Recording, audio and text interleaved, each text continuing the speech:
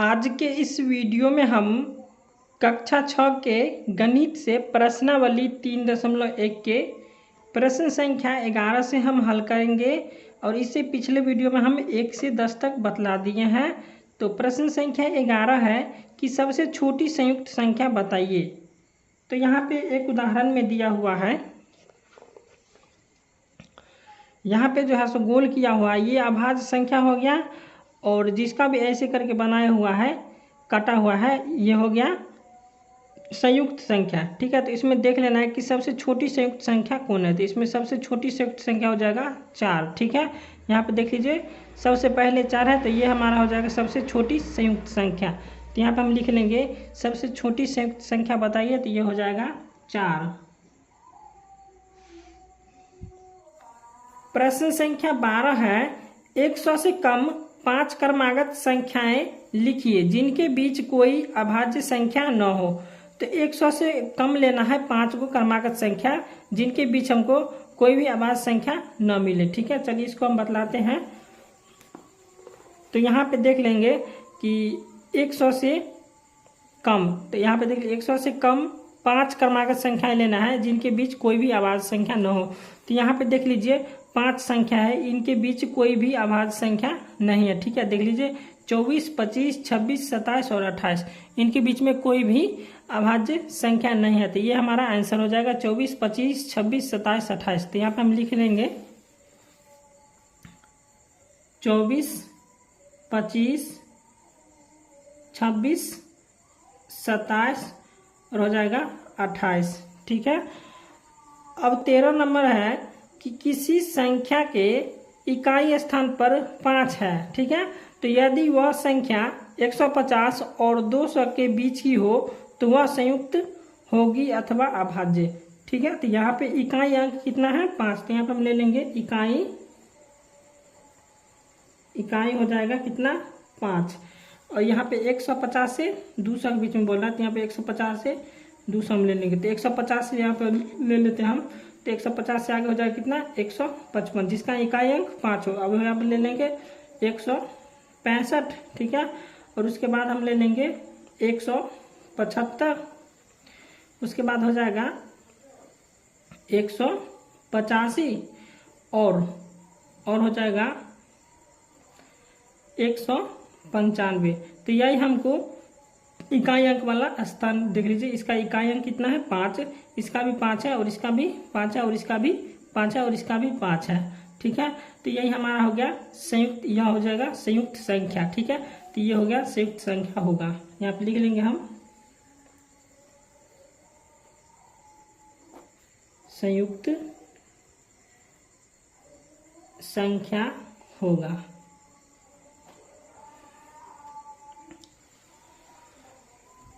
अब प्रश्न संख्या 14 है कि 10 से बड़ी किसी संख्या के अभाज्य होने के लिए उसके इकाई स्थान पर कौन कौन से अंक हो सकते हैं।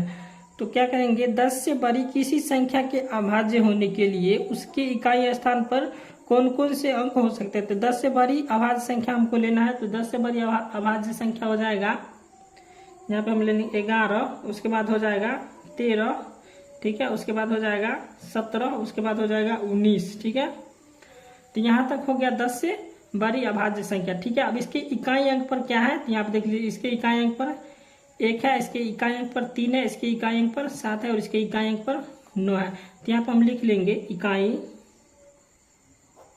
इसके इकाई अंक पर हो जाएगा, इकाई स्थान लिख लेंगे यहाँ पे, इकाई स्थान पर हो जाएगा कितना 1, उसके बाद है 3, उसके बाद है 7, उसके बाद है 9। तो यही हमारा आंसर हो जाएगा। अब प्रश्न संख्या 15 है कि क्या कोई ऐसी भी संख्या है जिसका कोई गुणनखंड न हो। तो यहाँ पे हो जाएगा नहीं। अब कैसे नहीं होगा इसको हम बतला देते हैं। यहाँ पे जैसे हम ले लेते हैं 1। ठीक है, अब यहाँ पे जब हम 1 को खंडन करेंगे तो यहाँ पे जाएगा 1 गुने 1, तो इसका भी खंडन हो जाता है। और यहाँ पे हो जाता है 2 लेते हैं तो 2 का भी हो जाएगा 1 गुने 2। तो यहाँ पे कोई भी संख्या लेंगे तो इसका खंडन हो जाएगा, तो इसलिए यहाँ पे इसका गुणनखंड नहीं होगा। ठीक है, तो यहाँ पे बता रहा है क्वेश्चन कि कोई क्या कोई ऐसी भी संख्या जिसका कोई गुणनखंड न हो, तो यहाँ हो जाएगा नहीं। ठीक है, अब 16 नंबर है कि 16 नंबर क्वेश्चन है कि 1 और 100 के बीच सिर्फ 2 संपूर्ण संख्याएं हैं, वे कौन कौन सी हैं। चलिए इसमें उदाहरण दिया हुआ है, इसको हम बतला देते हैं।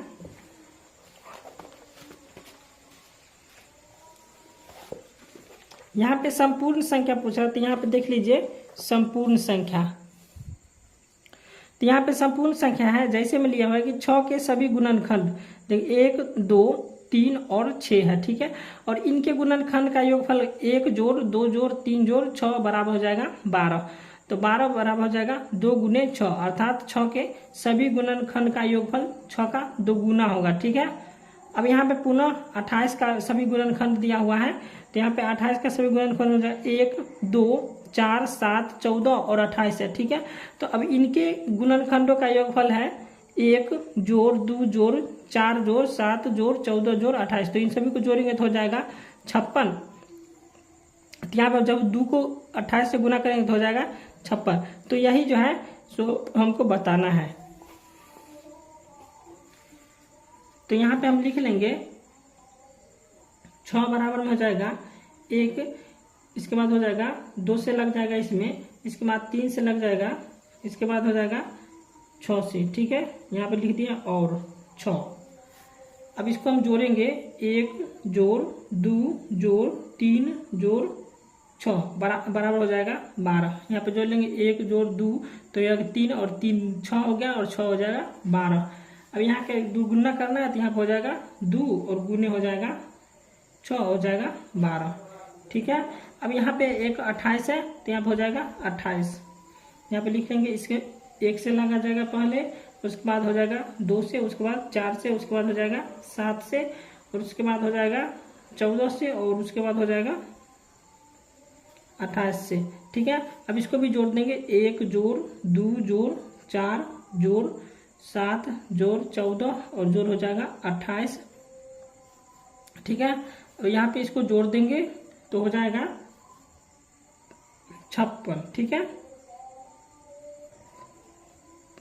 अब इसको गुना करेंगे तो यहाँ पे हो जाएगा 2 गुने 28 बराबर हो जाएगा 56। तो यहाँ पे हम लिख लिए हैं कि 1 और 100 के बीच 2 संपूर्ण संख्याएं हैं, जो है 6 और 28। ठीक है, प्रश्न संख्या 17 है कि निम्न में प्रत्येक संख्याओं को 2 विषम अभाज्य संख्या के योग के रूप में लिखिए। ठीक है, यहाँ पे देख लीजिए 2 विषम अभाज्य संख्या, एक विषम संख्या और एक अभाज्य संख्या के योग के रूप में लिखना है। ठीक है, तो यहाँ पे चलिए इसको हम बनाते हैं। पहले यहाँ पे हम लिख लेंगे अभाज्य संख्या। ठीक है, तो यहाँ पे चलिए इसको हम पहले लिख लेते हैं अभाज्य संख्या। तो यहाँ पे लिख लेंगे, ये हो जाएगा 2, उसके बाद हो जाएगा 3, उसके बाद हो जाएगा 5, और उसके बाद हो जाएगा 7, 7 के बाद हो जाएगा 11, उसके बाद हो जाएगा 13, उसके बाद हो जाएगा 13 के बाद हो जाएगा 17। ठीक है, उसके बाद हो जाएगा 19, और उसके बाद हो जाएगा 23, उसके बाद हो जाएगा 29, उसके बाद हो जाएगा 31, और इसके बाद हो जाएगा 37। ठीक है, इसके बाद हो जाएगा 41, और इसके बाद हो जाएगा 43, इसके बाद हो जाएगा 47, और इसके बाद हो जाएगा 53। तो ये हम अभाज्य संख्या लिख लिए हैं। ठीक है, अब यहाँ पे एक अभाज्य संख्या लेना और एक विषम संख्या लेके इसको जोड़ना है। ठीक है, तो यहाँ पे हम ले लेंगे 13 और जोड़ हो जाएगा 19। ठीक है, यहाँ पे 13, जब हम 13 और 19 को जोड़ेंगे तो हो जाएगा 32। तो यही हमको बतलाना है। ठीक है, अब यहाँ पे है 2 में 40। ठीक है, तो 40 में हमको एक विषम लेना है और एक अभाज्य संख्या लेना है, तो यहाँ पे हम ले लेंगे 17 और जोड़ हो जाएगा 13। ठीक है, तो 17 और यहाँ पे 23 है। ठीक है, 17 और 23 को जोड़ेंगे तो हो जाएगा 40। अब 3 नंबर में है 56, तो 56 को जब हम जोड़ेंगे 13 और 43 से जोड़ेंगे तो ये हमारा हो जाएगा 56। ठीक है, अब यहाँ पे 80 है 4 नंबर में, तो 80 को जोड़ेंगे, यहाँ पर हो जाएगा 37 प्लस हो जाएगा 43, तो 37 और 43 को जोड़ेंगे तो हो जाएगा 80। अब यहाँ पे 100 है, तो 100 को जब हम जोड़ेंगे तो हो जाएगा 47 और जोड़ हो जाएगा 53। अब प्रश्न संख्या 18 है कि 16 से छोटी सभी अभाज्य और संयुक्त संख्याएं अलग अलग लिखे। तो यहाँ पे हम क्या करेंगे, 16 तक पहले संख्या लिख लेंगे। तो चलिए हम पहले 16 तक संख्या लिख लेते हैं, उसके बाद हम संयुक्त संख्या और अभाज्य संख्या छांट लेंगे। ठीक है, चलिए इसको हम लिख लेते हैं। यहाँ पे 1 2 3 4 5 6 7 8 9 10 11 12 13 14 15 और 16।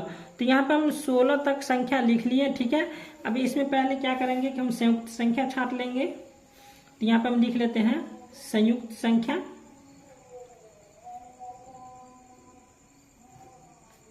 संयुक्त संख्या बराबर, अब संयुक्त संख्या छांट लेंगे। इसमें हो जाएगा 4, उसके बाद हो जाएगा 6, उसके बाद हो जाएगा 8, उसके बाद हो जाएगा 9, उसके बाद हो जाएगा 10। ठीक है, उसके बाद हो जाएगा 12, उसके बाद हो जाएगा 14। अब इसमें छांट लेंगे हम अभाज्य संख्या। तो यहाँ पे लिख लेंगे हम अभाज्य संख्या।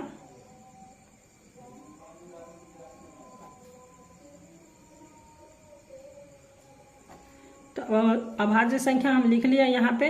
अब अभाज्य संख्या छाटेंगे तो हो जाएगा अभाज्य संख्या 2, उसके बाद हो जाएगा 3, उसके बाद हो जाएगा 5, उसके बाद हो जाएगा 7, उसके बाद हो जाएगा 11 और उसके बाद हो जाएगा 13। ठीक है, तो यह हमारा प्रश्न बन गया 18। अब प्रश्न संख्या 19 है कि क्या 1729 अभाज्य संख्या है। तो यहाँ पे चलिए इसको हम पहले गुणनखंड करके बतलाते हैं। तो यहाँ पे ले लेंगे 1729। ठीक है, अब इसमें हम भाग लगाएंगे 7 से। ठीक है, तो यहाँ पे आ जाएगा 247। ठीक है, अब फिर इसको हम भाग देंगे 13 से। तो यहाँ पे आ जाएगा 19। ठीक है, अब यहाँ पे आ जाएगा 19 ही कम 19। तो यहाँ पे हम लिखेंगे कि अभाज्य संख्या नहीं है। ठीक है, क्योंकि इसका जो है सो 2 बार गुणनखंड नहीं हुआ। ठीक है, तो इसलिए यहाँ पे लिखेंगे हम कि अभाज्य संख्या नहीं है। यहाँ पे लिख देते हैं अभाज्य संख्या नहीं है।